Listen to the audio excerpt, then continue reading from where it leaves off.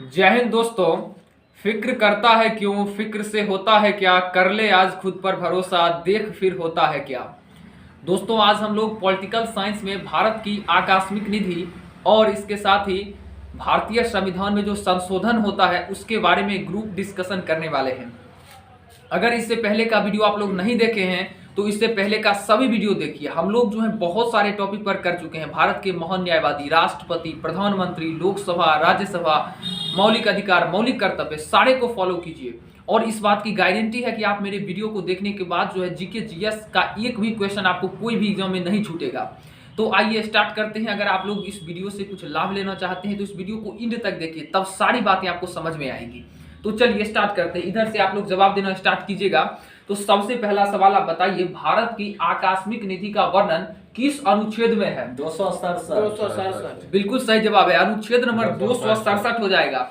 और यदि आपको पूछेगा संचित निधि तो 266 हो जाएगा, लेकिन आकस्मिक निधि पूछेगा तो 267 हो जाएगा।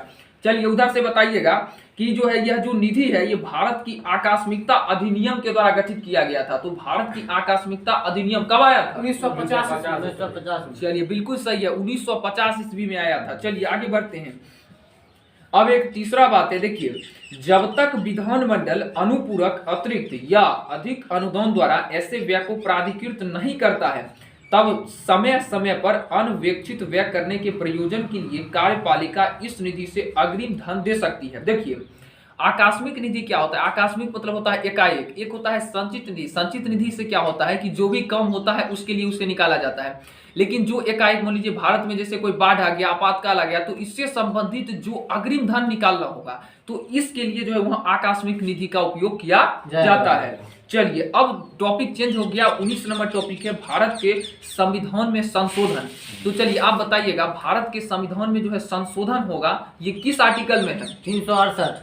चलिए बिल्कुल सही जवाब है, आर्टिकल नंबर 368 कहता है भारतीय संविधान में संशोधन होना चाहिए। ठीक है, अब बताइए कि भारतीय संविधान में संशोधन कितने तरीके से किया जा सकता है? तीन तरीके से। चलिए बताइए तीनों तरीका। कौन तरीका है? पहला तरीका आप बताइए। चलिए बोलिए दूसरा। विशेष बहुमत द्वारा। और बोलिए। संसद के विशेष बहुमत और विधानमंडल के द्वारा। बिल्कुल, देखिए संविधान में संशोधन तीन तरीके से किया जा सकता है। एक होता है साधारण विधेयक या बहुमत के द्वारा, दूसरा होता है जो विशेष बहुमत होता है, ठीक है, और तीसरा होता है कि एक जो मतलब हो गया विशेष बहुमत और विधानमंडल की स्वीकृति के बाद। ठीक है, तो चलिए सबसे पहले टॉपिक पर आते हैं, साधारण विधि के द्वारा। तो देखिए साधारण विधि क्या होता है कि इसमें आसानी से जो है राष्ट्रपति से पूछ करके और सिंपल से जो है राष्ट्रपति सिग्नेचर करेगा, लोकसभा राज्यसभा से पास होकर कानून बन जाएगा।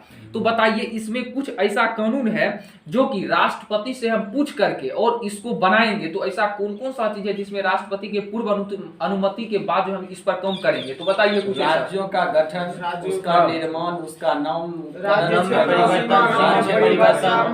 संविधान की नागरिकता संबंधी। चलिए ठीक है, देखिए कोई भी राज्य हमको नया राज्य बनाना है तो वहां पर जो है ये जो है क्या कहता है साधारण विधि के द्वारा ही बनेगा। हमको मान लीजिए कोई राज्य का नाम चेंज करना है, कोई जिला का नाम चेंज करना है तो राष्ट्रपति से पूर्व अनुमति ले लेगा कौन? संसद। उसके बाद साधारण विधि के द्वारा पारित हो जाएगा, उसके बाद उसका नाम बदल जाएगा। चलिए बहुत अच्छी बात है, इसमें नए राज्यों का निर्माण हो गया, राज्य क्षेत्र का सीमा परिवर्तन हो गया और संविधान की नागरिकता संबंधित जो भी है अनुसूचित क्षेत्रों, अनुसूचित जनजाति के लिए जो प्रशासन संबंधी जो भी बातचीत है वो इसी के द्वारा संशोधित होगा। चलिए अब आगे बढ़ते हैं। अब टॉपिक नंबर 2 है विशेष बहुमत के द्वारा। तो विशेष बहुमत के द्वारा कितना भाग जो है बहुमत होना चाहिए तो पारित होगा? बोलिए। 2/3। ठीक है, संसद के किसी भी सदन से। बिल्कुल सही बात है, 2/3। देखिए विशेष बहुमत जब भी होगा तो 2/3, चाहे लोकसभा हो चाहे राज्यसभा हो, दोनों में जो है 3 भाग में 2 भाग जब आपके पास आएगा तभी जो है वो बहुमत जो है मतलब मिलेगा और तब उसके बाद ही वो पारित होगा। ठीक है, तो चलिए तो आप इसमें बताइए कि ये जो है विशेष बहुमत के द्वारा जो है क्या क्या चीज में संशोधन किया जाता है? तो न्यायपालिका तथा राज्यों के अधिकारों तथा शक्तियों के इसमें नहीं जो होता है एक सेकेंड, न्यायपालिका तथा राज्यों के अधिकारों तथा शक्ति जैसी कुछ विशिष्ट बातों को छोड़ करके संविधान की अन्य सभी व्यवस्थाओं में इससे जो है किया जा सकता है। तो न्यायपालिका को छोड़ दीजिए और बाकी सब में विशेष बहुमत के द्वारा आप आसानी से कर सकते हैं। अब आइए तीसरा नंबर बात पर। तीसरा नंबर बात है कि संसद का जो है विशेष बहुमत होना चाहिए और उसके बाद राज्य के विधानमंडल को जब स्वीकृति, उससे भी पूछ करके जब स्वीकृति मिलेगा तब यही कुछ पारित होगा। तो इसमें जो है जो जो चीजें आती हैं, चलिए आप जो है एक एग्जांपल आप बताइए कि इसमें जो है दोनों से पूछ करके कॉम्बिनेशन बना के होगा। तो ऐसा में एक एग्जांपल आप दीजिए, एक एग्जांपल आप दीजिए। चलिए दीजिए आराम आराम से। सबसे पहला क्या हो जाएगा? राष्ट्रपति का निर्वाचन। चलिए आप बताइए। अनुच्छेद राष्ट्रपति का निर्वाचन मंडल और नए राज्यों की कार्यपालिका और राज्य की कार्यपालिका का विस्तार, हाँ समझे? बिल्कुल राज्यों सही का है। उच्च न्यायालय। देखिए बिल्कुल सही जवाब है। शासित प्रदेश का उच्च न्यायालय, ये सब इस और तरह का। 7वीं अनुसूची से कुछ लिया गया था। हाँ, चलिए ठीक है। देखिए इसके अंदर जो है बहुत सारे विषय होते हैं जो कि आप संसद तो विशेष बहुमत के द्वारा पारित करेगा ही, लेकिन उसके लिए विधानमंडल में क्या आता है? विधानसभा और विधान परिषद दोनों से पूछ करके ही ये बात पारित होगा। डायरेक्ट संसद कुछ नहीं करेगा। जैसे राष्ट्रपति का निर्वाचन संबंधी बात हो गया, उसके बाद राष्ट्रपति की कार्य पद्धति हो गई जो कि अनुच्छेद 55 में है।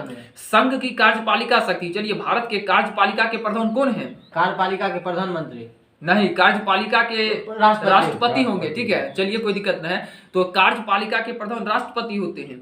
अब चलिए, और उसके बाद है संघ की कार्यपालिका शक्ति हो गया। उसके बाद राज्यों की कार्यपालिका शक्ति हो जाएगा जो कि राज्यपाल के हाथों में रहता है। केंद्र शासित क्षेत्रों के लिए उच्च न्यायालय हो गया, संघीय न्यायपालिका हो गया। राज्यों के लिए उच्च न्यायालय हो गया, यानी हाई कोर्ट, सुप्रीम कोर्ट, सब इसी के द्वारा। उसमें अगर कुछ भी संशोधन आपको करना है तो फिर दोनों तरफ से पूछ करके ही करना पड़ेगा। चलिए अब आगे बढ़ते हैं। 8वां है संघ एवं राज्यों में विधायी संबंध। फिर है 7वीं अनुसूची का यदि कोई विषय, मान लीजिए जैसे केंद्र सूची, राज्य सूची, समवर्ती सूची में अगर कोई भी विषय ऐड करना हो तो इसके लिए विशेष बहुमत और प्लस संसद का विशेष बहुमत और प्लस विधानमंडल की स्वीकृति के बाद ही पारित होगा। ठीक है, आगे बढ़ते हैं। और 10 नंबर पे कह रहा है कि संसद में राज्यों का प्रतिनिधित्व। ठीक है, और उसके बाद संविधान संशोधन की प्रक्रिया से संबंधित यदि कोई उपबंध होगा तो वो इसी तरह से अप टू डेट होगा। चलिए लास्ट में आप एक क्वेश्चन इधर से बताइए कि संविधान संशोधन का जो विधेयक है वो कौन सदन में पेश किया जाता है? दोनों सदन। चलिए बिल्कुल सही जवाब है। संविधान संशोधन जो है कोई गारंटी नहीं है, कोनो सदन से। लोकसभा मुने लोकसभा में घुसाइए, राज्यसभा मुने राज्यसभा में दीजिए, कोई दिक्कत कहीं से नहीं है। तो संविधान संशोधन का जो मुद्दा है वो किसी भी सभा से उठाया जा सकता है, इसमें कोई दिक्कत नहीं है। चलिए अब कुछ क्वेश्चन जो है अब ये टॉपिक यहाँ पर खत्म हो गया। कुछ क्वेश्चन अब एक्स्ट्रा हम लोग पूछने वाले हैं। चलिए बताइए, भारत के राष्ट्रपति कौन है? द्रौपदी मुर्मू। चलिए भारत के उपराष्ट्रपति कौन है? जगदीप धनखड़। चलिए भारत के प्रधानमंत्री कौन है? नरेंद्र मोदी।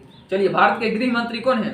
अमित शाह। चलिए भारत के रक्षा मंत्री कौन है? राजनाथ सिंह। चलिए भारत के महान्यायवादी कौन है? M Venkaiah or Venkat Naidu. चलिए भारत के चीफ जस्टिस कौन है? डीवाई चंद्रचूड़। डीवाई चंद्रचूड़ है, बिल्कुल सही जवाब। भारत के नियंत्रक एवं महालेखा परीक्षक कौन है? गिरीश चंद्र मुर्मू। चलिए बिल्कुल सही है, गिरीश चंद्र मुर्मू जी हो जाएंगे। इसी प्रकार से जवाब दीजिए। राष्ट्रपति बनने के लिए न्यूनतम उम्र कितना? 35। प्रधानमंत्री के लिए? 35। प्रधानमंत्री के लिए 35 नहीं होगा, 25 हो जाएगा। गौर कीजिए। चलिए संविधान सभा की प्रथम बैठक कब हुई थी? 9 दिसंबर 1946 को। चलिए संविधान सभा का अस्थायी अध्यक्ष कौन था? डॉक्टर सच्चिदानंद सिन्हा। अस्थायी कौन था? डॉक्टर राजेंद्र प्रसाद। चलिए ठीक है। भारत के प्रथम कानून मंत्री कौन थे? डॉक्टर बी आर अम्बेडकर हो जाएंगे। ठीक है, चलिए कोई दिक्कत नहीं है। बहुत ही शानदार रहा ग्रुप डिस्कशन आज का। तो दोस्तों आज जो है हम लोगों ने भारत में जो है संविधान का जो संशोधन होगा वो कैसे किया जाएगा, और इसके साथ ही इससे पहले जो है भारत की आकस्मिक नीति पर हम लोगों ने शानदार ग्रुप डिस्कशन किया। उम्मीद करते हैं कि आपको ये वीडियो बहुत ही ज्यादा अच्छा लगा होगा, और अगर अच्छा लगता है तो आप अपने दोस्तों के साथ शेयर जरूर से जरूर कीजिए। तो मिलते हैं दोस्तों नेक्स्ट वीडियो में, तब तक के लिए जय हिंद।